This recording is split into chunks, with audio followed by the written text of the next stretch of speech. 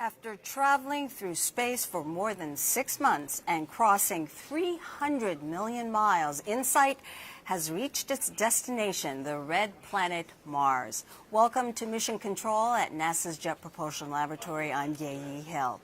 Less than an hour from now, InSight will begin the most harrowing 6.5 minutes of the entire mission, EDL, Entry, Descent, and Landing. The team is as prepared as it can be, but who knows what Mars has in store today. The crew's mission support area is filled with engineers monitoring the situation, and for the first time during a Mars landing, you can be in the room too. We have a 360-degree camera in this control room, allowing you to experience the landing right along with the team. There you see it. And to look up the link, just go to the InSight watch page you see there on the screen. And this mission has actually 2 control rooms. The second is at Lockheed Martin Space outside of Denver, Colorado. Engineers there are on Console 2. Plus, people all over the world are tuning in at museums and libraries and other locations, including this one at the Pasadena Convention Center, and that is where friends and family are watching right now. There will also be an opportunity to watch in New York City. There they are cheering. There will be also an opportunity to watch in New York City when landing coverage gets displayed on the NASDAQ tower you see there in Times Square. And of course, if you are watching, please snap a picture and share it with us using the hashtag Mars Landing. We'd love to see it.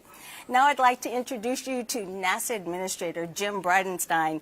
Thank you for coming. Oh, it's my honor. Thank you for having me. We're so excited to have you here. Great to be here. So this is your first Mars landing. It is. In this job. Now, I have witnessed these as, I should say, from the sidelines for many years. This is going to be the 8th time that we have a successful landing on Mars. Everybody knock on wood. That's right. But this is the first time for me to participate as the administrator. So it's very exciting. Nervous? Very much. Not nervous. Not excited. Nervous. Look at the amazing people here. Yeah. There's no way I could be nervous. All right. So we hope to have you back on set after landing and maybe take a couple of social media questions. Absolutely. All right. If you would like to ask the administrator a question, use the hashtag AskNASA. And before you go, you did ask about the Lucky Peanuts. Yes. So this is your bottle to take in there. Happily munching on these. All right. Thanks for joining Thank us. Now let's give you some background. InSight, in short, is short for Interior Exploration using Seismic Investigations, Geodesy, and Heat Transport. It's different from other Mars missions, which all studied the surface. InSight is the first mission to study the interior of the red planet. The basic idea of InSight is to map out the deep structure of Mars. We know a lot about the surface of Mars, we know a lot about its atmosphere, and even about its ionosphere, but we don't know very much about what goes on a mile below the surface, much less 2,000 miles below the surface down to the center. And this will be the first mission that's going to Mars specifically to investigate the deep inside of Mars. We know that the Earth is habitable, we know that Mars is not. There might be something that we find out in terms of the structure of Mars versus the structure of Earth that maybe can help us understand why that is. InSight carries a seismometer which measures the seismic waves that have traveled through Mars from Mars quakes and maps out the deep interior structure of Mars. We're going to also have a heat flow and physical properties probe which will penetrate into the Mars surface about 5 meters or 16 feet to take the temperature of Mars. And it has a radio science experiment which uses the radio on the spacecraft to measure small variations in the wobble of Mars's pole to understand more about the structure and composition of the core.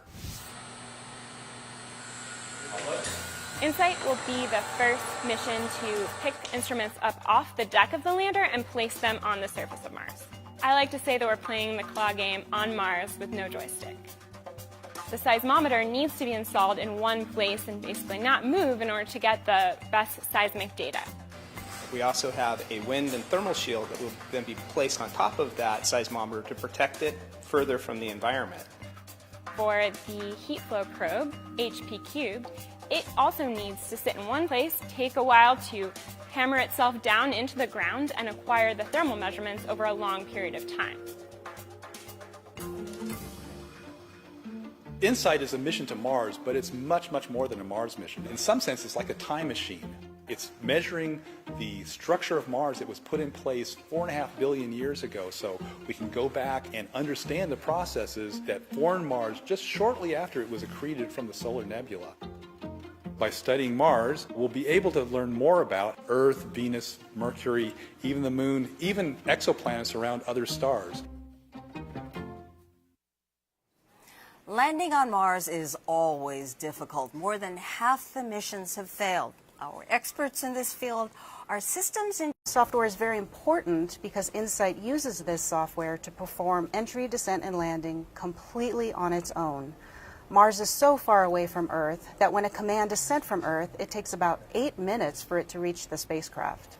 Entry, descent, and landing from start to finish is less than 8 minutes long. So InSight has to do this all by itself. All right, its fate is sealed. Now I understand that the team is about to do a readiness poll. Julie, can you fill us in on that? Sure, so that's going to be a poll between our EDL communications engineer and several of the different orbiters and antennas that we have here on Earth. So we have Marco listening in on us, and MRO, which is Mars Reconnaissance Orbiter, will be listening to our data and recording it for us. And then the radio science engineers will be eavesdropping in on our signal from all the way back here on Earth. And Sandy, our EDL communications engineer, will be checking in with them, making sure that they're all ready to go, ready to support us in just a little, under an hour to land on Mars. All right, so we're standing by for that Yep. readiness poll. And I understand that the peanuts are going to be passed in there pretty soon? I believe that's the idea. Yeah, we'll be passing around the peanuts very soon after that. For those of you who don't know, the JPL peanuts are a tradition that gives us a little bit of extra luck on our critical events. So if anybody out there wants to join in on peanuts and give us some extra good luck peanut vibe, we'd love to have it. Well, there's a story behind that way back when in the early days of JPL, there were several missions, and there were 6 Ranger missions to the moon that failed. Yep. But then with Ranger 7, somebody passed around peanuts. Yeah, and it worked, and you don't mess with what works. So Absolutely. It's not a superstition, it's a tradition. We just give ourselves that little bit of extra luck. All right. So if you have peanuts at home, please have some. That's right. All right. That's right. Thanks, Julie. Thanks. NASA has had 7 successful Mars landings, but the EDL team never, ever becomes overconfident. JPL Chief Engineer Rob Manning says things have to work just right during 6.5 critical minutes. Although we've done it before, landing on Mars is hard, and this mission is no different. The process to get from the top of the atmosphere of Mars to the surface we call entry, descent, and landing, or EDL. It takes thousands of steps to go from the top of the atmosphere to the surface, and each one of them has to work perfectly to be a successful mission. The process starts well above the top of the atmosphere of Mars. The cruise stage faces the sun. It also has its radio antenna, which faces Earth. But now we don't need the cruise stage. Its job is done. The next step, just 7 minutes before arriving to the top of the Mars atmosphere, is to separate the cruise stage. Before you hit the top of the atmosphere, though, the space capsule has to orient itself so that the heat shield is precisely facing the atmosphere. Now the fun begins. The vehicle is moving at nearly 13,000 miles an hour. But it's hitting the top of the atmosphere at a very shallow angle, 12 degrees. Any steeper, the vehicle will hit the thicker part of the atmosphere and it will melt and burn up.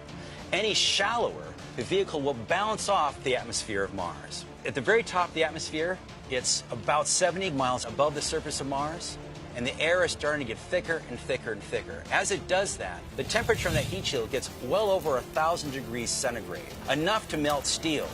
Over the next 2 minutes, the vehicle decelerates at a backbreaking 12 Earth Gs, from 13,000 miles an hour to about 1,000 miles an hour. At about 10 miles above the surface of Mars, a supersonic parachute is launched out of the back of the vehicle. 15 seconds after the parachute inflates, it's time to get rid of the heat shield. 6 pyrotechnic devices fire simultaneously, allowing the heat shield to fall and tumble away from the vehicle, exposing the lander to the surface of Mars. 10 seconds after the heat shield is dropped, 3 pyrotechnically deployed legs are released and locked for landing.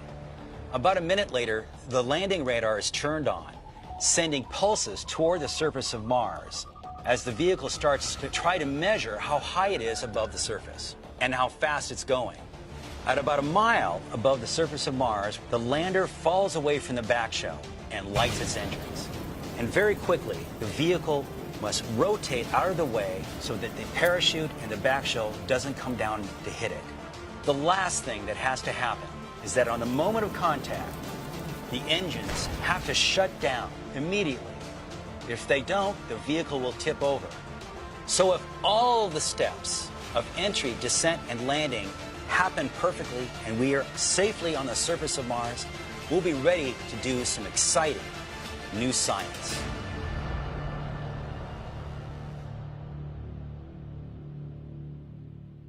Later on in the program. Meantime, let me introduce you to someone who has been working on InSight for 7 years.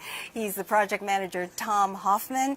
7 years, and today's the day. That's right, 7 years, but we're just a little over 40 minutes now, and we're going to be on the surface. It's going to be awesome. Really exciting All stuff. worth it. All right, so let's talk about InSight. It's using tried and true technology. It's based on Phoenix. This time, there's a bigger challenge with communication, correct? Normally, we have an orbiter that can give us bent pipe communications, but it's different this time. That's right. Most of the time when we've landed recently, we've had Mars Odyssey, which can do bent pipe communications, and so we get real-time data as we go through EDL, and we've come to expect that, and actually we really, really want that. In this case, our primary technology, primary orbiter is Mars Reconnaissance Orbiter. And so what that's going to be doing is actually, we'll be listening to us on the UHF. If you go to the video, you can see this.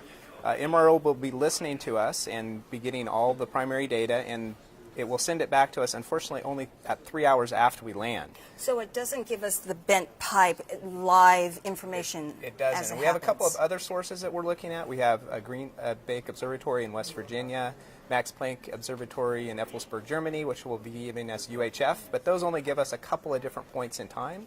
And so we did something kind of cool this time. We brought along a couple of CubeSats called Marco. And so hopefully they're both working great today. Oh, fantastic. So we're hoping that they're going to continue to work all the way through EDL, and they will be giving us real-time feed. So we can show how that works on the next video here. There they are. So you can see here's InSight with its crude stage, getting close to Mars. But we have 2 stalkers following us. They've been following us since we launched. They launched on the same launch vehicle as us. And so you can see the green there is we're sending UHF signals to them. And then they turn that around and send a much stronger signal back to Earth. We can't communicate on UHF direct to Earth with a signal that tells what's going on in the spacecraft, but Marco can. If it works for us all the way down to the surface, we're going to have some great information coming from Marcos. So Marco is basically trying to fill that gap that we would have had if we had live communication coming down to us. Absolutely. So if it does not work, does it affect InSight's mission at all? No, not at all. We'll just be doing a little more nail biting, but right now it looks like it's gonna be working, but it doesn't impact InSight at all. And we have one final way that we're going to know that we've got successfully to the ground, which is the spacecraft will phone home. Okay. Once it gets down to the ground, it's going to have gone 7 months through cruise, 7.5 minutes of tear, and it's going to call back and say, hey, I'm on the surface, I'm feeling pretty good, everything looks good so far. And also to prep the audience, they're not, even after landing, we're not out of the woods just yet, correct? Not just yet. We have one more step that we have to do. We have to let the dust settle, quite literally. We're going to kick up a lot of dust when we land. We need to let that dust settle before we want to unfurl our solar rays. We're 100% solar powered, so it's very important that we get those out. Unfortunately, both MRO and Marco will be out of view by the time that we have those completely unfurled. And so we're going to have to wait 5.5 hours until Odyssey comes by and tells us that, yes, indeed, our solar arrays are out. So we'll definitely have a celebration when we get successful landing, but we're going to have to temper that just a little bit and wait about 5.5 hours to know absolutely for sure we're in good shape. So we have immediate knowledge if we have the Marcos. So just to run it through it once again, what's going to happen with EDL? We have the video, the show. How exactly is this all going to play out in 6.5 minutes? And we can roll the video. Okay. Yeah, so you can see here we're attached to the cruise stage. We drop that off, say thank you for the ride to Mars. It burns up in the atmosphere. You can see it gets very hot on our heat shield. We're getting up in some places maybe 3,000 degrees Fahrenheit as we go through this. We're on the heat shield for about 4 minutes. That dissipates about 90% of the energy that we need to dissipate before we get to the surface. Then we pop our parachute. We're going about 850 miles an hour when we pop the parachute. We're on that for about 2 minutes. Then we'll drop off the heat shield. We'll start acquiring the ground with our radar, very much like an F-16 fighter jet radar. The legs will pop out. We'll start descending. We drop for just a second, which is very terrifying for me. Our descent thrusters, we have 12 of them. They're 68-pound thrusters. Start thrusting and dropping us to the ground, and slowly, slowly we drop down, going only 5 miles an hour. So in that 6.5 minutes of terror, which is a little less than the 7 minutes, so that's great for me, we go from 12,300 miles an hour at 75 miles above the surface of Mars. We get to the surface, we're at 5.5 miles an hour. That's amazing. That is absolutely amazing. Well, before you go, Tom, there was a couple of pictures we wanted to show you. We have watch parties taking place all over the country, and let's see if we can put one of these watch parties up for you to see. This is from Ohio. This is a person who has a watch party. It looks like in a classroom. That is so awesome. Isn't that great that folks are watching with us? Yeah, I know people all across the globe are watching this, and we really want to put on a good show for them today. All right. Well, I'll let you back in the all right, room. I got to get back in there. I know you're excited. All right. Take care. Thanks for joining us. Thank you.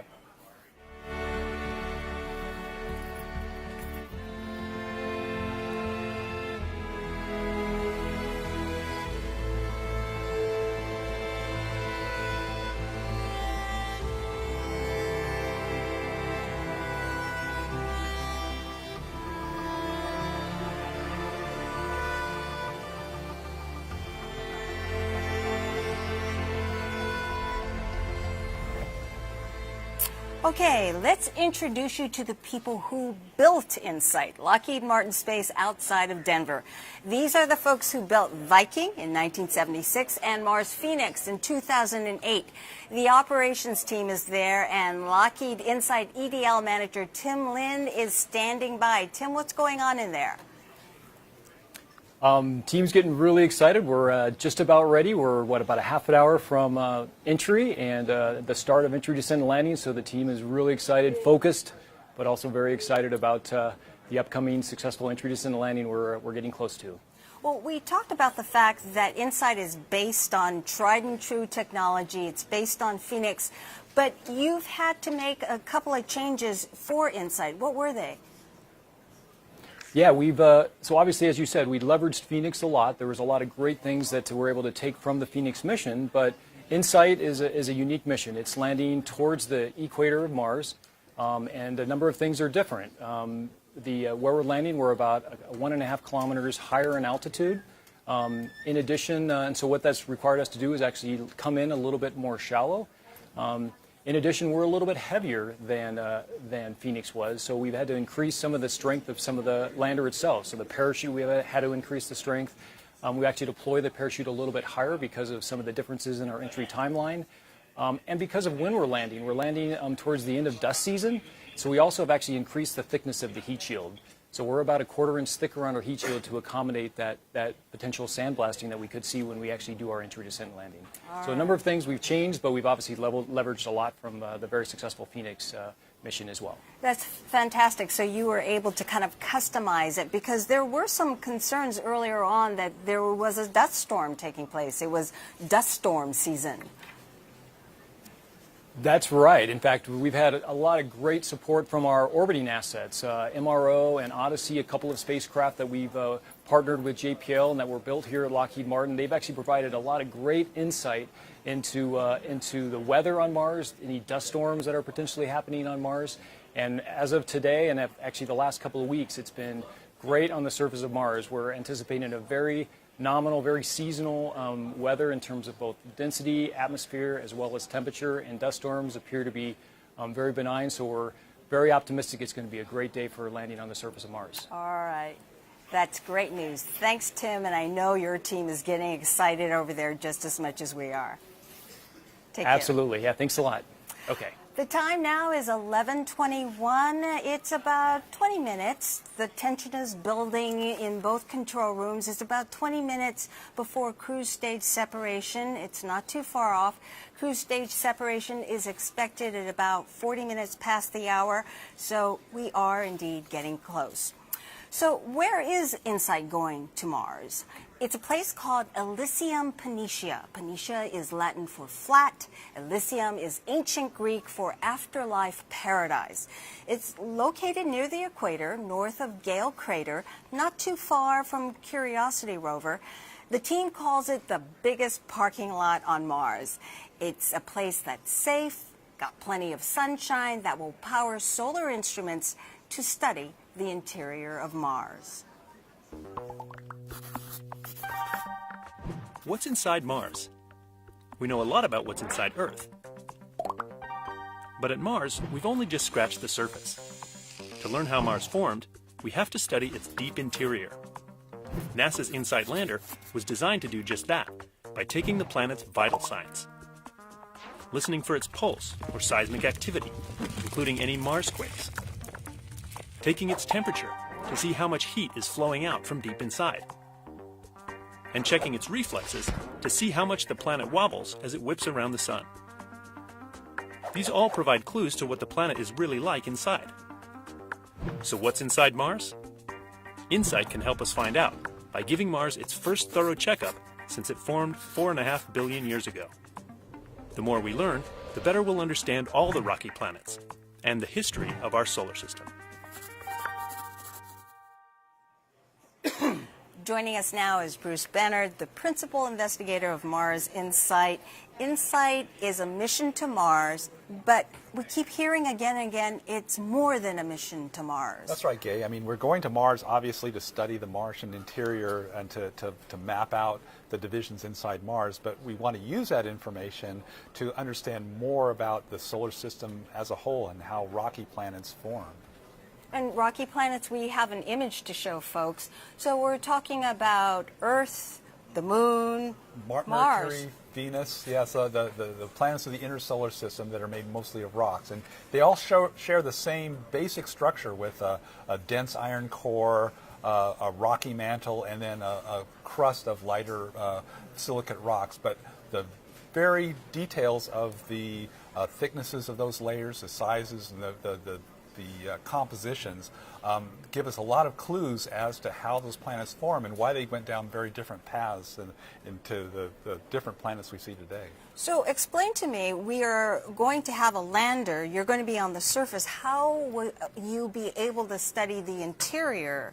Well, we use what are called geophysical instruments. They use the principles of physics to actually see through the rocks. I mean, we're using seismic waves, the same way you might use a flash bulb to take pictures of something. We're using Marsquakes, which send out vibrational waves through the planet. And as they go through the planet, they reflect off boundaries, they get bent, they change their velocity, and it changes the wiggles that you see on a seismogram. When we go through the planet, you can see that here it hits the various boundaries and those waves are reflected. Sometimes they're bent. It becomes a pretty complicated pattern, but scientifically we've learned over the last 100 years how to interpret the code of the signal as it comes back up to the surface, and the seismometers pick up that signal and then turn it into data that we can use on Earth to understand, what the 3D structure is of the planet. So normally you use 3 seismometers. In this case, you're bringing SEIS. That's 1. How are you going to be able to get that information using 1? Well, we had to get kind of clever. Because on the Earth, usually you have plenty of seismometers. You can use multiple seismometers to triangulate in on where the earthquake is. On Mars, we're going to do something a little bit different. We're going to use not only the P and the S waves that you may have heard about, but we're using the surface waves. And here you can see the surface waves kind of moving out from Marsquake, and as it passes over the InSight lander, you can see the seismogram up there in the upper left-hand corner where you have the wiggles. Now, those waves keep on going around the planet, and because Mars is not so large, they still have a fair amount of amplitude. They haven't gotten completely damped out by the time it's gone all the way around the planet, passes over the spacecraft again, and finally, even the wave that went the other way around the planet comes across and hits us yet a third time. And so we have extra information over just the P and the S wave. We have these surface wave arrivals that we can use to pinpoint the distance from the Mars quake to our lander. And then we use something called polarization analysis to figure out which direction the waves are coming from. And by doing that, we can do the same thing that we can do with 3 stations on the Earth, just using the P and the S waves. And very quickly, there is still another instrument built by DLR that's also being carried up by InSight. Can you talk a little bit about that? Yeah, that's our heat flow probe, and it's a pretty cool instrument that uses a mechanical mole, we call it, to burrow its way down into the surface. It has a motor with that winds up a hammer, and it knocks itself down just a few millimeters at a time. But we do that 20 or 30,000 hammer strokes, and it gets us down. We hope to get down to be about 16 feet below the surface. And once we get down there, we're actually measuring the heat coming out of the planet by measuring the temperature along the cable as it comes up to the surface, and looking at how that temperature increases as we go down, and extrapolate that deep into the planet to understand how much energy there is inside the planet to drive the geology and to drive volcanism, Mars quakes, all kinds of activity. It's amazing how much you'll be able to learn from the surface about the interior. That's right. I think it is amazing, and it's been something that I've been working on for my whole professional career, and it's just, I find it fascinating. But all right, we'll talk about that. Thanks, okay. Bruce. Bruce first thought of a mission like this, as he mentions, 40 years ago when he was a graduate student. The rest of the team hasn't waited quite that long, but this is a big moment for them too. Recently, we sat down with a few of the members and asked them, what is it going to be like as we get close to landing? It's a very difficult thing to do, and everything has to go perfectly.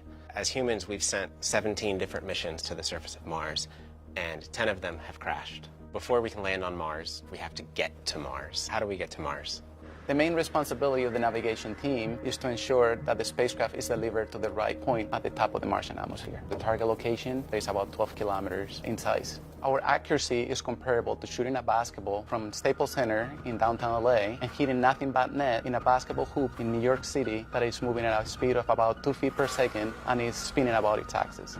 The landing site, we have an ellipse that's pretty big. It's about 60 miles long. We could land anywhere in that ellipse. There's a chance that we could land right on a rock, and we don't really have any control over that, so that's what makes me nervous. We've tested the radar by flying it on a helicopter. We've tested pieces of the heat shield by putting them in an arc jet facility. We've tested the parachute by testing it in a wind tunnel. And putting all that together in a very tightly controlled sequence where every single thing has to go right, we've never tested that. And the first time it's going to happen is once you deliver us to Mars.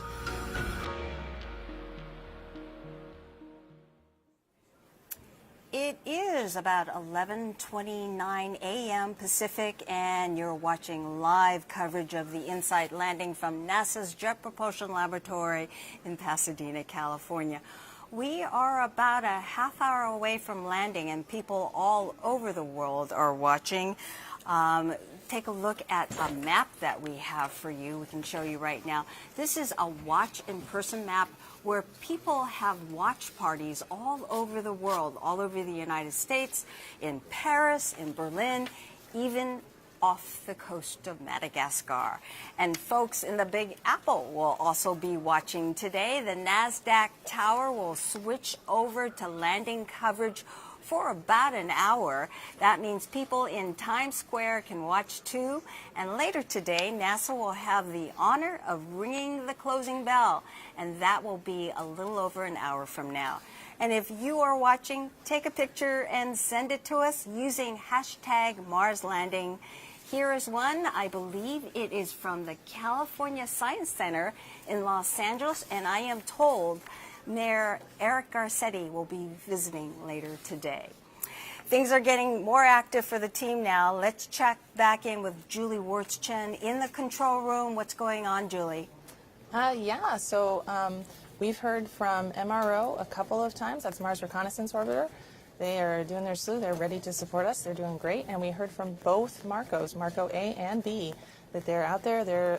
We've got telemetry lock with them from the ground stations here, so they're doing great, and everybody's ready to go. So we're pretty excited. Fantastic. We will check back in with Julie in a moment. Meantime, this is a good time to tell you a little bit more about that technology experiment we've been talking about, Marco. As we mentioned earlier, InSight does not have an orbiter in position to send EDL data back live. So the CubeSats hope to fill that gap. Here's how they'll work. Communicating between Mars and Earth requires a complicated choreography, with everything in the right place at the right time. Sometimes hours can pass before information is relayed from one planet to the other. That's why when NASA's Mars InSight lander launches this year, the rocket will carry 2 tiny satellites on a technology test of their own. Meet Mars Cube 1. Marco, NASA's first CubeSat mission to deep space. These briefcase-sized satellites will travel separately from the InSight lander while they test out new miniaturized technologies. And if they make it to Mars, they could relay information back to Earth about InSight's descent and touchdown, and do it in mere minutes. Although this fast communication isn't crucial to the success of the InSight lander, this CubeSat test could change the way future spacecraft phone home. All right, let's check back with Julie to see if the Marcos are indeed ready to support and listen for InSight. Julie, what do you know?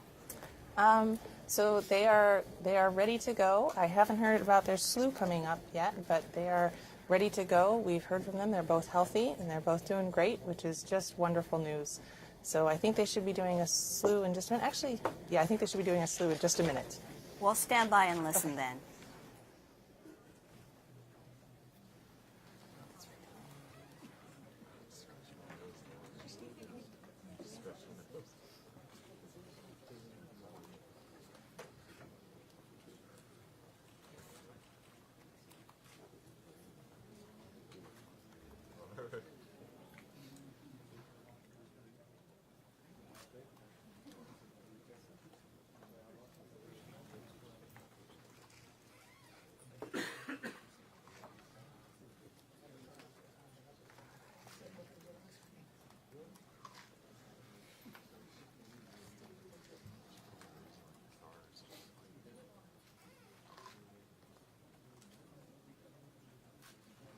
Oh, they're separated?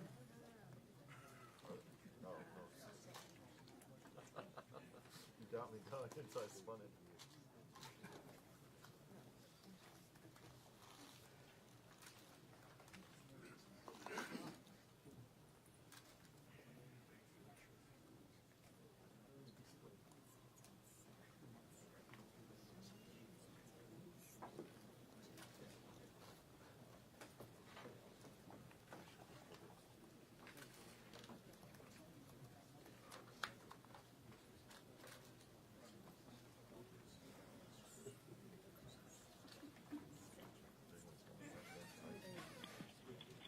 All stations, this systems, we can confirm we are entry minus 20 minutes. EDL nav 2 has been initiated.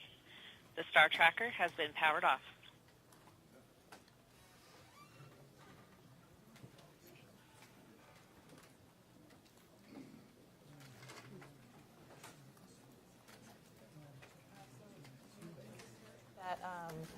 The nav2 software has been initiated.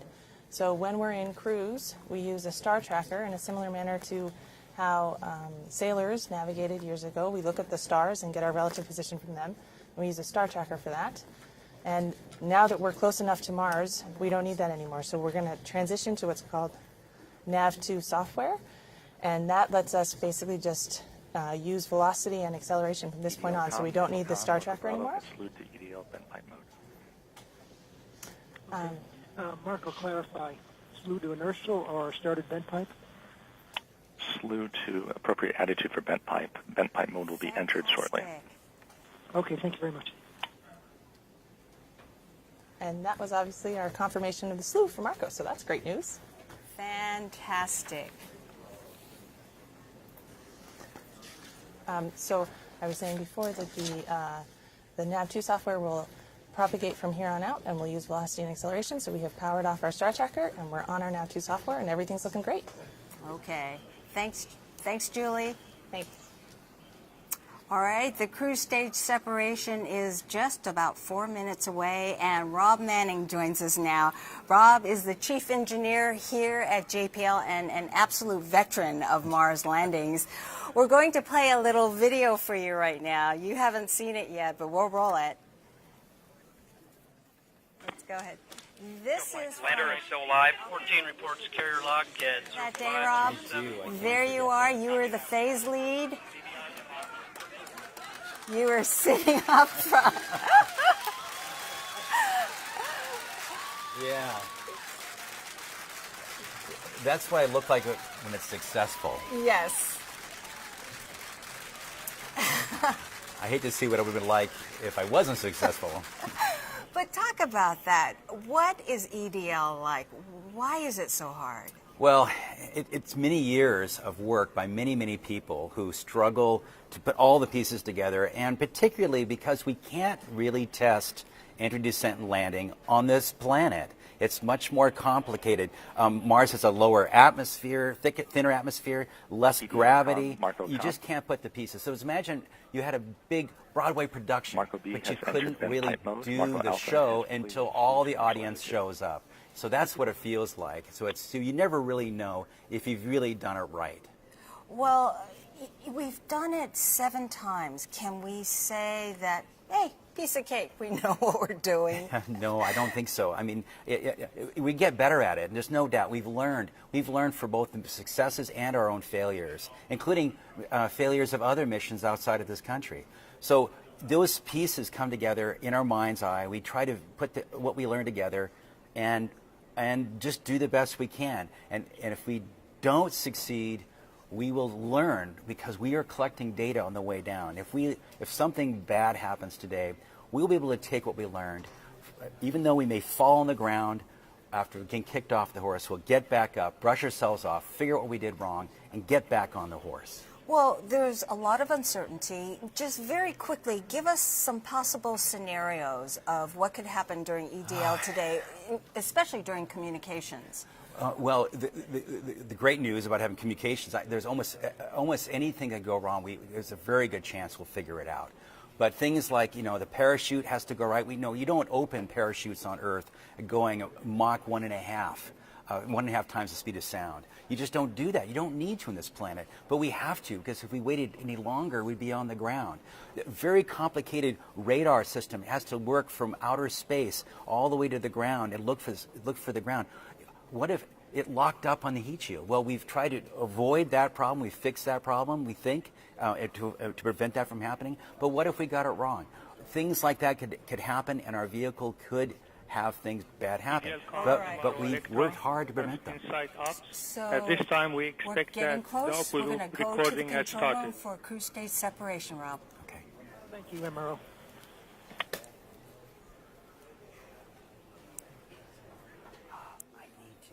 I need to take off common.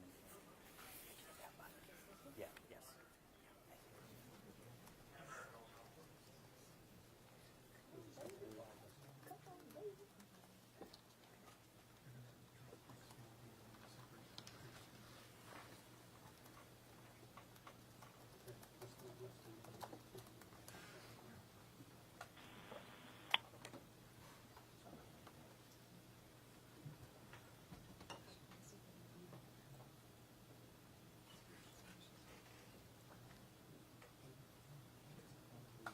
Insight Systems, EDL Com.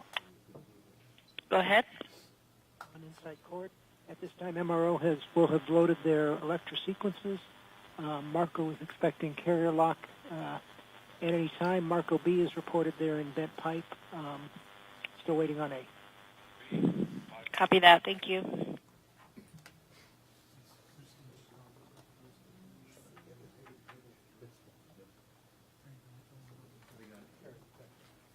Radio Science report, UHF carrier detected. EDLCom, Marco Alpha is in bent pipe mode. Marco Bravo has locked on the carrier. Marco Alpha has also locked on carrier.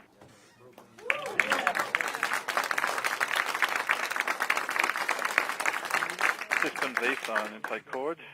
As expected, the DSN has LOS for Insight Expand. Copy that. Thank you.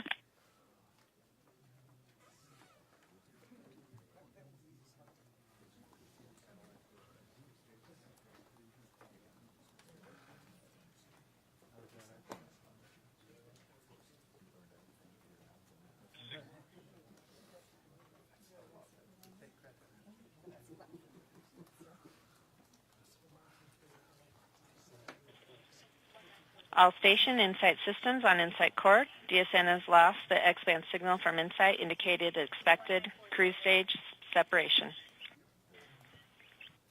Standing by for UHF signal acquisition via Marco or radio science.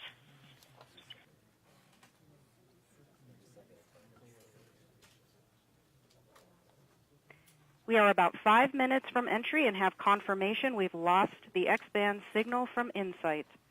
This was expected because we have transitioned from the antenna on the cruise stage to the UHF antenna on board the spacecraft.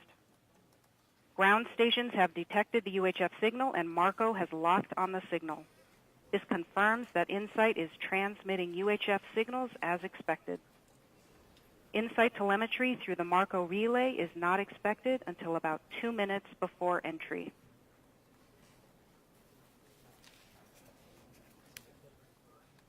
So, Rob, that was exactly what we were hoping to hear, that Yes. the Marcos are The vehicle working. has also performed the turn to entry maneuver. The vehicle is turning away from a sun-pointing attitude and oriented itself to enter the Martian atmosphere. This is a big first step. Getting the cruise stage separated. It's now, after the vehicle turns itself to the right orientation, the cruise stage is now going to be get further and further away until it's about 3 or 4 football fields away, and will burn up in parallel as the vehicle enters Mars. And Christine mentioned turn to entry. What does that mean? Well, it's because the cruise stage has to be pushed off to one side, like this. The rest of the vehicle has to turn to face the atmosphere and to be dead nuts on as it hits the top of the atmosphere. So this is taking all the heat coming into the atmosphere. Exactly. It'll be both provide a source of drag, but also thermal protection because it gets over 1,500 degrees Celsius on the top on this heat shield. Very, very hot. But on the inside of the heat shield, it's maybe only a fraction of a few degrees above room temperature.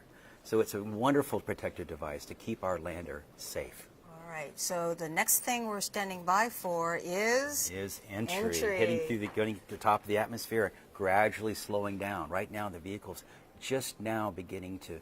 Very soon, we'll be beginning to feel the atmosphere touching it. Actually, entry is above the atmosphere slightly, so it's really not until a few. Half a minute or so after entry before we start really detecting the fact that that atmosphere is slowing us down. All right, we'll be standing by. Yes, exciting.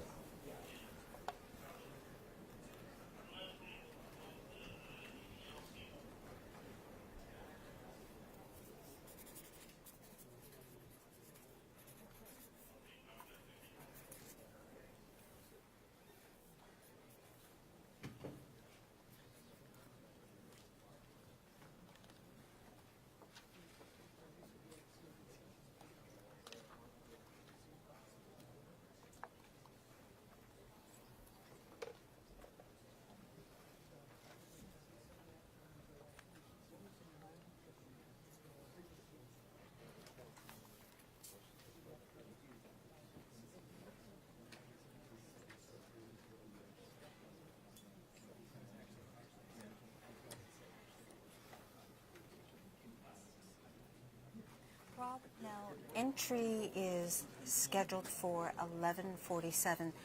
The cruise stage SEP and the entry times are locked in, correct? They are. They're locked in when we selected the target and aimed the vehicle very precisely. That allows us to know exactly when we hit the entry point, which is 55 kilometers from the center of Mars. So we know those times are locked in, but what about all the other events that take place in EDL? Regi Science reports dropping carrier power as EDL-com, expected. Marco A and Marco B have telemetry.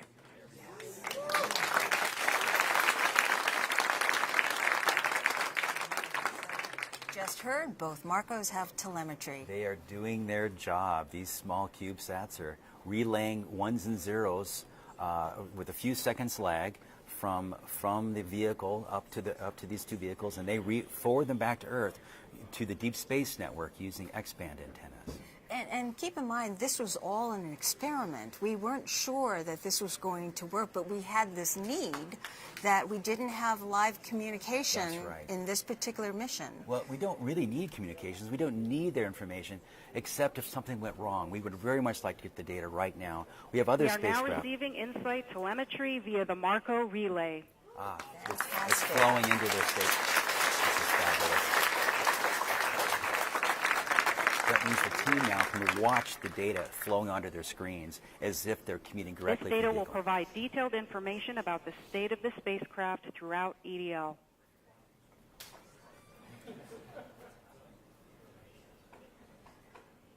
We were on pins and needles waiting for that because we weren't really sure. This is wonderful news. This will allow us to give some, if this continues working all the way to the ground and beyond, we might even see a first picture from the surface of Mars. Wouldn't that be great? Very soon. Atmospheric entry on my mark. 3, 2, 1, mark. Here we go. So in a few seconds, the vehicle will start sensing the atmosphere. I said 22 kilometers from the center of Mars, and it's going to start to slow down very, very slowly at first, but then faster and faster and faster till it reaches about 7 Gs. I made that mistake on the video. It's actually 7 Gs, not 12. And so but we'll still very, very quickly slow down, and from 15. In approximately 1 minute, InSight is expected to reach its maximum heating rate. Oh, yes. Plasma blackout is possible during peak heating and could cause a temporary dropout of telemetry. This could last for as long as 2 minutes. Yeah, the gas that comes off the heat shield as it's slowing down, it looks like a meteor if you're on Mars watching the streak go by. That brightness of gas does interfere with the radio reception. And so it's possible that Marco will lose that signal while it's going through this very hot entry. But not to be alarmed. Not to be alarmed. It's part of the design. We completely expect it. Radio Science reports plasma blackout as expected. Okay. Oh, wow.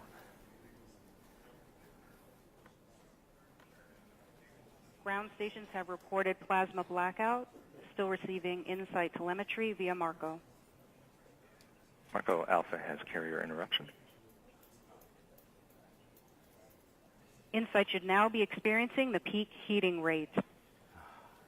Portions of the heat shield may reach nearly 3,000 degrees Fahrenheit as it protects the lander from the heating environment. That's hot.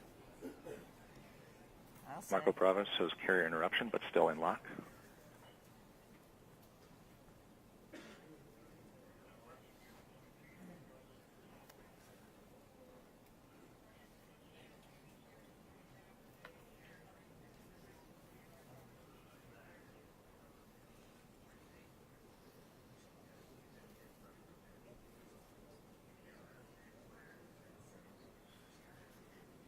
InSight has passed through peak deceleration. Telemetry shows the spacecraft saw about 8 Gs. Marco Alpha and Marco Bravo maintain lock. Radio Science reports carrier detected. So, several different communications coming in. InSight is now traveling at a velocity of 2,000 meters per second.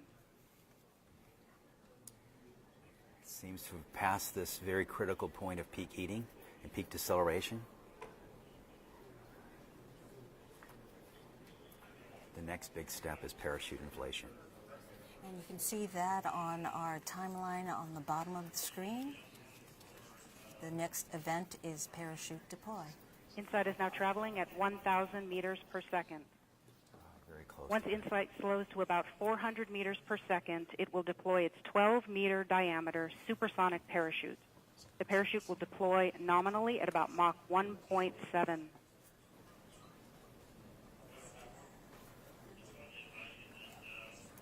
Standing by for parachute deploy.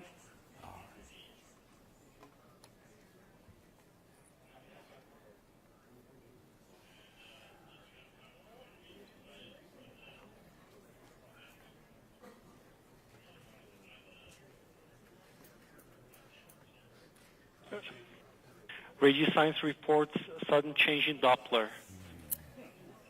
Ground stations are observing signals consistent with parachute deploy. Marco Alpha, Marco Bravo maintain lock status. Telemetry shows parachute deployment. Radar powered on.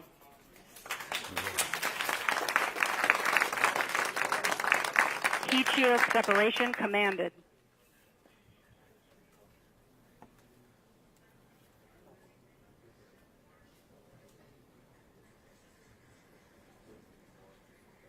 this is really good news so far. That's fantastic. I'm on pins and needles.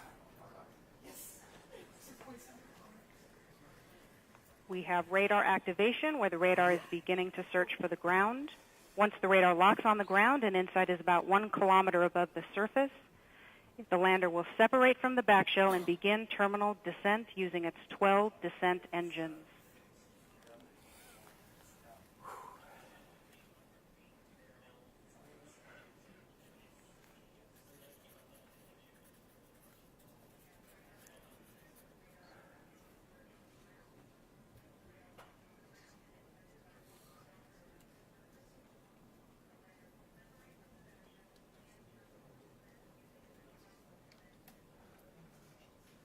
Altitude convergence, the radar has locked on the ground.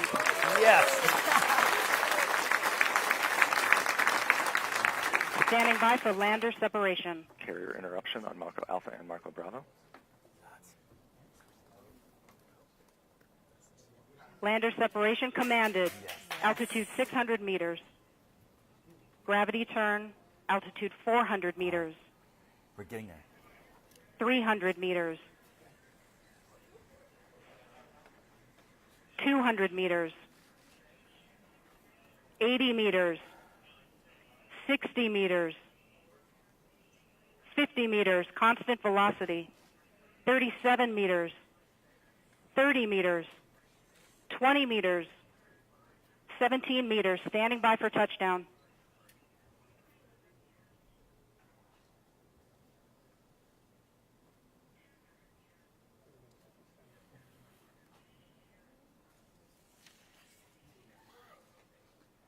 Touchdown confirmed.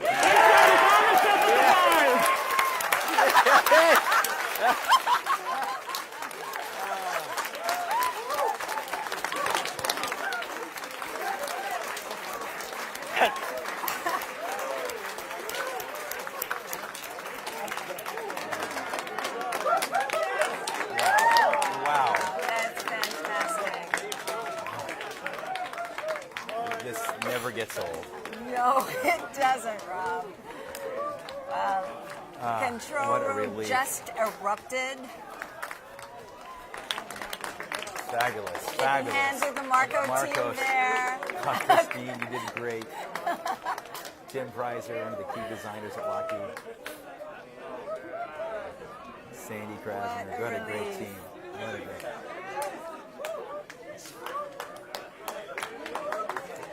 This is really fabulous. Fantastic news.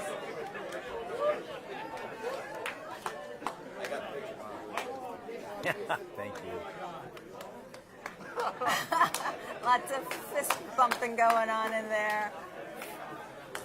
What a relief. We've cut over to the camera over in Times Square.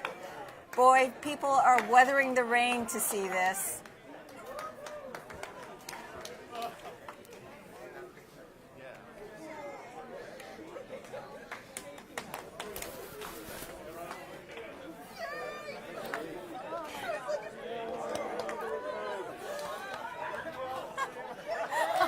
They can't help.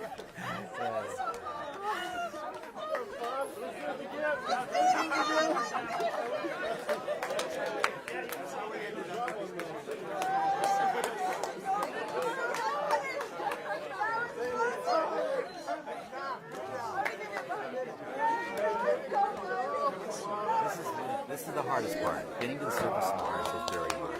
This thing has a lot more to do, though.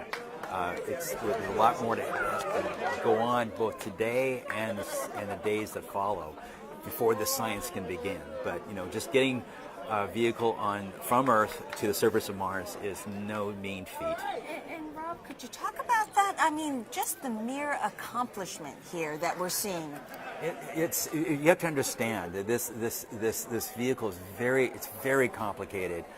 It uses 12 engines. Each of those engines are pulsed 10 times a second, producing these little tiny impulses, almost like little bullets that keep the vehicle going at a constant velocity as it approaches the ground, and still going over 5 miles an hour. So those legs feel a fair amount of crush. We still don't know the state of the vehicle right now. We need to look to make sure there are no rocks nearby. The solar panels will be in just a few, in about 5 to 10 minutes, will begin to open up. They're waiting for the dust to settle, because the dust there's certainly a lot of dust being lifted in the air around the vehicle right now, which is now just settling. So we're standing by after touchdown. It waits a couple of minutes to give us an X-band beep.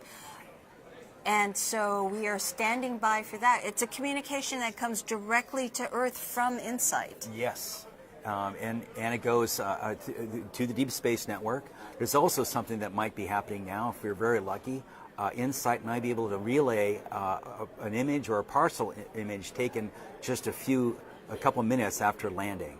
So I'm standing by hoping to see that. But if that doesn't happen, we'll certainly get more images later in our Odyssey pass in about 5 hours. We see Bruce Banner waiting for it. They're I don't know if they see it yet. They're waiting. That's Justin Mackey and Bruce Banner looking carefully at the cameras to see what they might see. They're waiting for the image to come back. So this is the first image from InSight itself. InSight is taking a picture with one of its 2 cameras. Yes. It's probably a view of what's directly in front of the spacecraft, right in front of the lander. This is a camera that it would be using to figure out, is this a good space? Exactly. Is it a good place to put down our instruments? So it is going to take an image and then send that image to the Marcos. The Marcos, in turn, will relay it back down to Earth. That's correct. They got it. Oh, now let's just wait. Let's see what they saw. There it is. Whoa, right.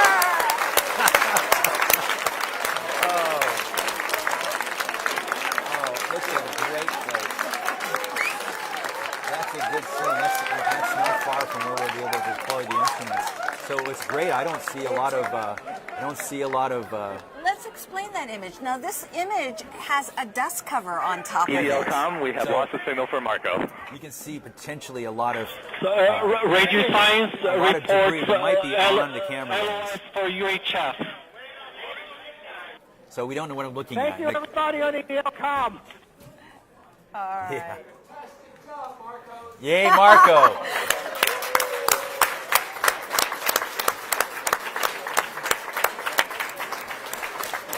Congratulations.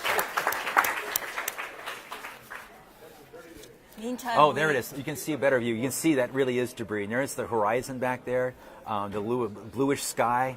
That's part of the lander deck on the front left.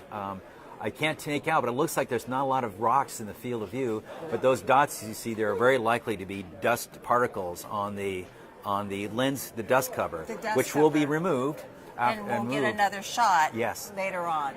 Yes. Pretty and a better, amazing. clear view after the dust cover is removed. So InSight's, CubeSat's relay communications job is done. They're now flying on. They're now taking pictures back toward Mars. Hopefully, MRO, which flew overhead, might have been lucky enough to capture the descent of this InSight lander under its parachute.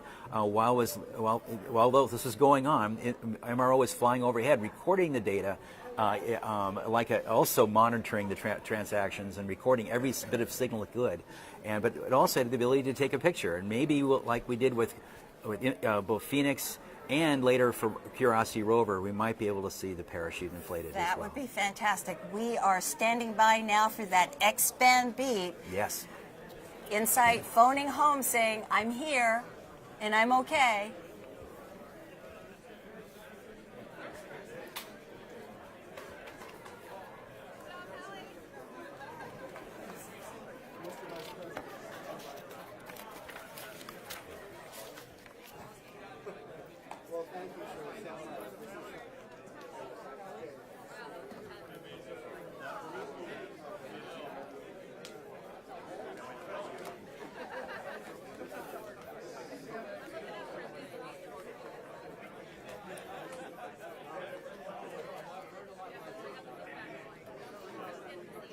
Systems Ace on inside court, the DSN and X-band. Radio science reports X-band carrier detected. The DSN and X-band radio science have acquired the X-band touchdown on the system inside. X-band will continue for 4.5 minutes with inside in nominal mode. Copy that. Thank you. Flawless. Perfect. Flawless. We've got the beep. This was perfect case scenario. This in is my book. this is what we really hoped and imagined in our mind's eye. Though we spend most of our visualizing all these bad things can happen. That's true, sometimes things work out in your favor, and we'll look very carefully at the data to see what might have, how well it went. But it certainly looked like it was a very successful and perfect landing. We'll have to see as we get more data how well things go, and as the vehicle proceeds, the solar panels will be deployed. Hopefully, we're not on a tilt. It doesn't look like we are, but from the image. But the solar panels will be deployed safely, we hope, and we'll get confirmation of that around 5 o'clock local time here in about 4.5 hours, 5 hours from now. And this is such a difficult feat in that, because of the one-way light time, there is no way that any of these engineers could possibly control the vehicle. It all has to be done in commands and software. We have to train it to do this work on its own. Radio science reports nominal carrier 30 seconds past the first acquisition. So we're all nominal on the surface. So the vehicle is completely nominal, reported nominal. It's happy. The lander is not complaining. We had a way to tell us if it was unhappy, and it wasn't. It's not unhappy. It's in a normal mode, and so it's going to chug along for the rest of the afternoon on Mars and finish the activities. All right. Well, Rob, I know you're anxious to get in and congratulate the crew.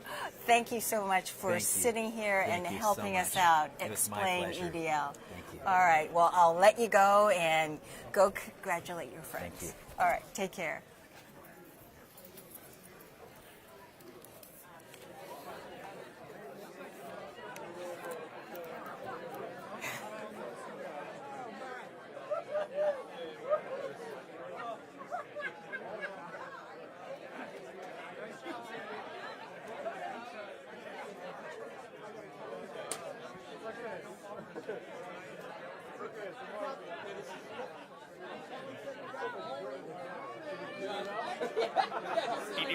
MRO Electra on Inside Ops, Opto Loop recording completed at 20:04:34.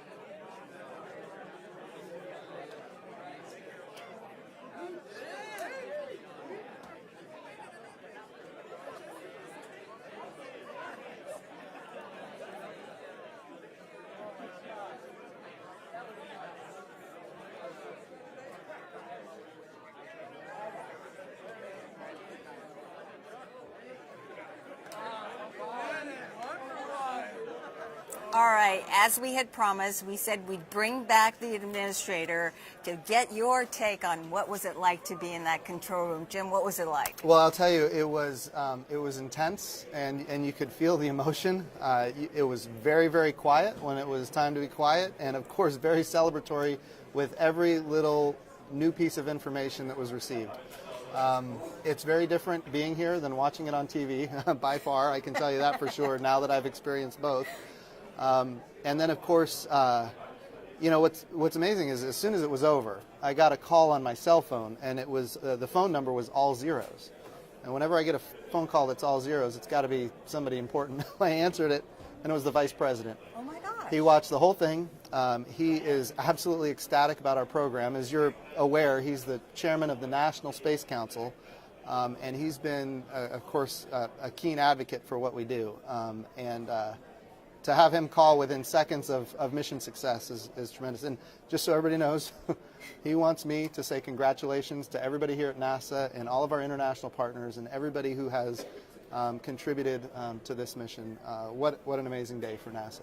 It is an amazing accomplishment in that this is something that is happening millions and millions and millions of miles away, and these people are able to do it. Incredible. And what's fascinating is the whole time I'm watching it, I'm thinking every milestone is something that happened 8 minutes ago, because that's the time lag to get a signal from Mars to Earth. Yes. And so it's kind of you know, it's exciting, but then you have to step back and realize that this has already occurred in history. So it's a unique experience, incredible, and just the enthusiasm here is incredible. So what's for the future? Looking ahead, 2020? Well, let's get through December. So for the rest of we think about what's happening next. December 3rd, we're launching another American astronaut to the International Space Station. So that's going to be a big achievement, and it's going to be on a Russian Soyuz rocket that the last time we launched a human was not successful. That was scary. It was scary, but we figured out what the problem is. We're moving forward, and now we've got that underway December 3rd. Going forward from there, we're going to get the first science data back from the Parker Solar Probe on December 7th. So that's not too far away either. And then we've got OSIRIS-REx that will be in orbit around Bennu shortly after Christmas. So no shortage of exciting things. And then on January 1st, we're going to fly the New Horizons mission, which for people who are not aware, that's the mission that went to Pluto back in 2014, gave us stunning images and data and information science on Pluto. And now that mission is still going strong. It's in what we call the Kuiper Belt now, which is an asteroid belt well beyond Pluto, and it's going to be taking images of Ultima Thule, which is an object in the Kuiper Belt, which we have never been able to go out there and take images of anything at close range before, and now we're doing it. So you ask what's happening next? I'm sorry I asked. we have right now at NASA, there is more underway, probably than I don't know how many years passed, but it's like, you know, there's a drought, and then all of a sudden there's all these activities all at once. So we're busy. We're going to be working through the holiday, but a lot of amazing discoveries to be made, and we're looking forward to it. It's so funny because our Ask NASA question you basically answered is, does the success of NASA InSight influence the timeline for future manned lunar or Mars missions? Well, certainly everything we learn about Mars at this point is going to help us understand how to do in situ resource utilization. So InSight could actually provide some really good information about whether or not there's liquid water on Mars, and maybe even where it is and how to get to it. We strongly believe that there's liquid water, 10 kilometers under the surface of Mars. So the key is, the answer is yes. The more we learn, the more we're able to achieve. And so to get to Mars, yes. But the lunar missions, the President's first space policy directive is to go to the moon, to go sustainably with international and commercial partners. So when we say sustainably, that means we're going to have reusability built into the system. And we're going to test and prove technologies at the moon that ultimately we can replicate at Mars. So we're going to retire risk, prove human physiology at the moon, which is only a 3-day journey, which means if something goes wrong, you can get home safely. We saw that with Apollo 13. But we need to use the moon as a proving ground to accelerate our path to Mars. In the meantime, we're doing missions like InSight to learn as much about Mars as possible. InSight is going to help us understand really asteroid impacts as well.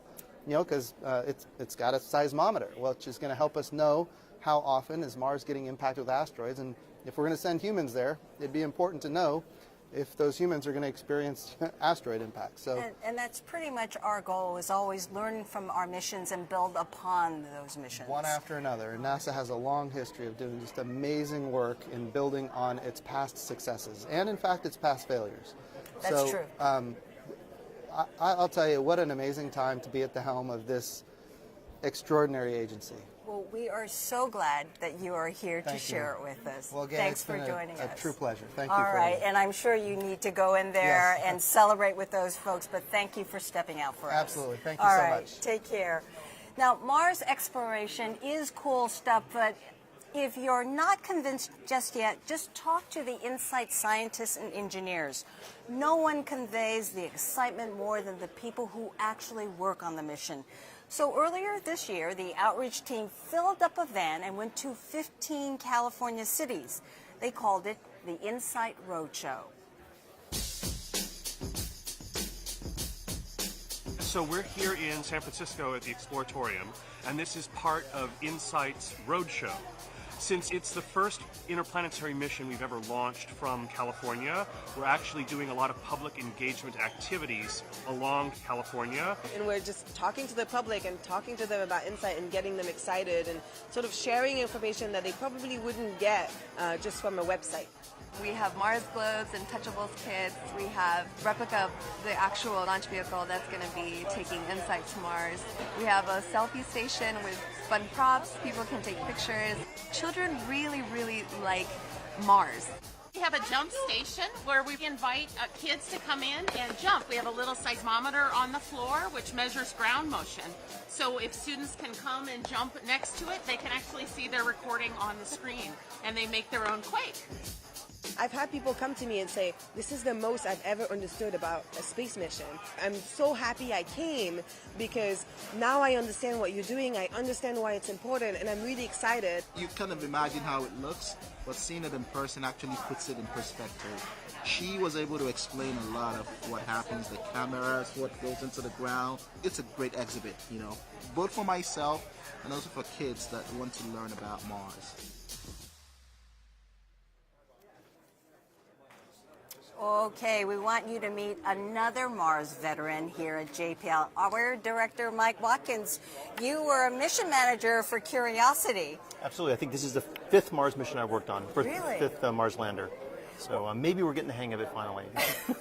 Does it ever get better? I mean, does it get old? It's always the same? It doesn't. I mean, I think we're just as nervous every time. You know, the whole landing sequence, and it's just such a crazy time, and you know, we can't do anything. It's this feeling of helplessness, right? Because the spacecraft's on its own, and everything we could do, we did a day ago. And so I think you just always have that nervousness. But, you know, we have confidence in the team. We have confidence in the engineers and scientists that they did everything that they could do. And you have to put it in their hands. And it's our 8th successful landing, so we learn from this, we learn a little more, we do it better the next time, pretty much. Absolutely, and you know, we have had one failure. We learned from the failures too. So in fact, we learned from all the failures from all the missions, even if they're not JPL missions or NASA missions. Each one of them tells you a little something, an extra test you should do, an extra thing you should guard against, you know, in the Mars atmosphere or on touchdown. And so we've learned from all of these, and luckily we've recently been very successful. And we're always trying something new. We're always trying to learn something new. We had a situation this time. Odyssey couldn't be in place to give us bent pipe communications. And so Marco came about. The Marco is just an incredible success story. You know, exactly as you said, we couldn't have Mars Odyssey do the real-time bent pipe for the EDL events. We would have had to wait a couple of hours and have the replay from Mars Reconnaissance Orbiter. So we embarked on this kind of crazy idea to build these 2 little CubeSats. And, you know, CubeSats are something that high school kids can build these days, but they go up and they go around the Earth. They go around the Earth. Right. These are the first interplanetary CubeSats. First time we've ever sent CubeSats outside the Earth's orbit. And their sole purpose was to do the relay. So they have this very cool X-band planar flat antenna there, and they relayed the UHF signals in real time for us, and it was just amazing. It's built by a lot of early career folks here at JPL with a little bit of adult supervision. But no, the engineers, they just did a fantastic job on Marco. It exceeded all of our wildest expectations. They worked perfectly. We built 2 because we thought maybe one will get there. They both got there. They both worked. It's just a great tribute to the Marco team. You saw them in there. They had their special black shirts. Yes. Just a fantastic thing. And not only did it work for this mission, but I think it opens up the door for more small missions like that. We could actually put cameras on them and put other instruments on them. They're much less expensive. So there's, I think, a whole new door. We just opened a door to a new class of planetary science thanks to the Marcos. And so for the CubeSats, they were just made with off-the-shelf parts. Some combination of off-the-shelf parts and some new stuff that we did. We had to build a special radio, of course, because it has to talk to the Deep Space Network. The antennas are a little bit new technology, but a lot of the stuff is pretty standard stuff that you could replicate at much lower cost. So what do you think in terms of the future, that other missions will be carrying their own relays and not having to depend on a bent pipe from a orbiter? They might carry relays. They might actually carry scientific instrumentation. They can do more than just do relay. They can actually take pictures. They could do spectrometry. They could do lots of other stuff that we'd like to do with orbiters. And so there's a chance we could send them to Venus. We could send them to asteroids. We could send them to Mars. I mean, there's lots of stuff we can do, and I think we're just learning the capability of what we can miniaturize and what we can put on these CubeSats. But this is a great, a great first effort. Absolutely. Well, we have one question for you. It's a social media question from George K., age 9, from the UK. How long did it take to plan and build this mission, InSight? Well, that's a great question. So I have two answers to that. Okay. InSight itself, typically our missions take, from the time we start the mission to the time we launch it, it's about 4 to 5 years. In the case of InSight, two things happen, one to our advantage and one not to our advantage. The first is we had a lot of heritage from a mission called Phoenix. So a lot of the design work had already been done because it was done for this mission Phoenix, and even before that for Mars Polar Lander. So a lot of the basic design we kind of inherited for this mission. On the other hand, we had a little bit of bad luck in that the instruments, the seismometer is so unbelievably precise. It's so incredibly accurate and hard to build that we couldn't quite get it ready. So we're doing that in partnership with the French and a lot of other countries in Europe, including the UK and Switzerland and other folks. We couldn't quite get that ready to go for launch. So we had to actually wait 2 years, and took an extra 2 years then because of that. So Mars and the Earth are only lined up to launch about every 26 months, so we had to wait another 26 months. So that took us a little bit longer. Well, speaking of the internationals, that's a perfect segue for where we're going next. Throughout this program, we've been trying to introduce you to the people behind the scenes. And for the InSight mission, it requires that we go beyond our borders. This is truly an international mission. Let me introduce you to Domenico Giardini, a Swiss-Italian scientist who studies earthquakes and Marsquakes. Some of us have been in this mission for 20 years. It's a lifetime project. I'm Domenico Giardini. I'm an Italian living in Switzerland. I work on earthquakes and therefore I will work on Marsquakes. I'm a professor at university. Seismic risk, seismic hazard are my main field of applications. InSight is a mission which is geared to measure the physical parameters that help us to characterize the interior of Mars. There are two main reasons why it's important to do by international cooperation. There is a big motivation coming from all the different parts to complete it, and the community grows much faster and the knowledge grows much faster. The Swiss role in this mission to deliver the electronics for the seismometer, and we will provide daily routine analysis and check if there are seismic events or meteoritic impact in the planet itself. This is what our students will work on, how the planet developed and what is the future, and that has a direct relevance on how we understand about the Earth. It's so interesting. And that partnership goes far beyond individual scientists. Take a look at this. It is a picture of the calibration tool on the deck of the InSight lander. It's what the team uses to calibrate the cameras on Mars. And notice the flags and logos.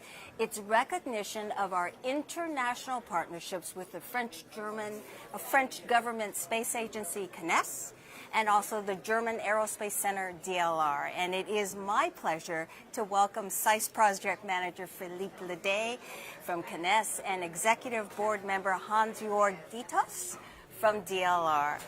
So I can't imagine a better day. Oh, yes. What was your reaction? So I am very enthusiastic and very grateful for all the people of the mission, and also my thoughts are going to the team, the CNES team, and to the science team, to Bruce Bannert and to Philippe Lognone. Now we have a marvelous picture of the ground, and now the work to deploy the seismometer is beginning. So a new adventure in the best conditions. Thank you for that. Definitely a new adventure. Hans-Jörg, what's your feeling? The HP Cubed is on that deck. It will be ready to go. Yeah, it's now a job now. But first of all, I'd like to congratulate our partners here in the US. And it was a great day and a great job they did. It's not easy to land on Mars. That's what we know. And it's a dream for me as well. Because the first time that we land on Mars with an instrument, at least as I has experienced it, and so it's a great day, and it was really exciting so far.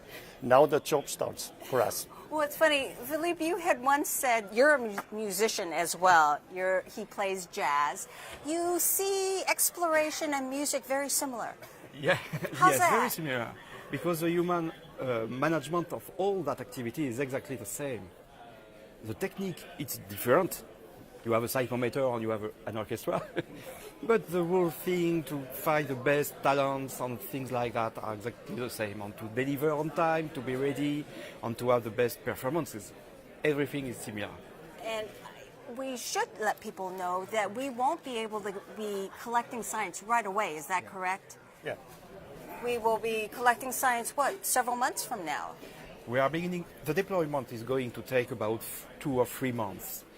Of course, we will have some data during the deployment, but the best data to make the best science will be about the beginning of March. All right. So we prepare now, and we prepare now. Yeah, no, it's the time. Yeah, but it was a great job so far. Also for our team and our teams, all the teams, and as you said, it needs a lot of people to bring it up to Mars and make it a successful mission. Well, I have to say congratulations. Yeah. All right. Thank you. Thanks for joining us. Yeah, thank you. Well, here's another profile now. Meet Ravi Prakash. It's his job to keep InSight healthy on Mars. We get to explore the universe and see things that no one has ever seen before. My name is Ravi Prakash, and my job is to keep InSight healthy when it's on Mars. InSight is the first spacecraft that's going to go to Mars and try to understand how rocky planets have formed. Spacecraft team, how's power looking? A healthy InSight spacecraft is healthy batteries. We have heaters all over our spacecraft that keep our spacecraft warm enough so that it operates the way it should. Power is nominal. Spacecraft battery is fully charged. We look at these things as well as many other parts of our spacecraft on a daily basis to make sure we have a successful mission. There are thousands of people working on InSight, so the systems engineer is responsible for understanding how changing one part of the spacecraft ripples through the entire system and how that affects all the other parts of the spacecraft. I actually worked at JPL for 8 years and then left for about 3 years to work for a nonprofit where I used my engineering and design skills that I learned at NASA to help people in poverty.